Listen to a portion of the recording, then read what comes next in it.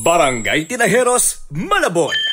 Nagsimula na magsilbi mula pa 2007 bilang barangay tanod, purok leader. Nahalal at epektibong nanilbihan bilang barangay kagawad noong 2010 hanggang 2023. Lehitimong taga-barangay Tinajeros. Kaisa si John Upay Salamat sa naghatid ng mga programang tumulong at nagbigay ayuda sa ating mga kabarangay noong panahon ng pandemya. Nagdulot siya ng solusyon sa problema natin sa seguridad, kalinisan at kalusugan.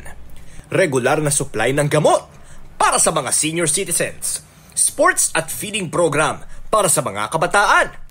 Nagsulong at nagmungkahi para sa pagbibigay liwanag sa ating barangay sa pamamagitan ng Project Streetlights para sa Barangay Tinajeros.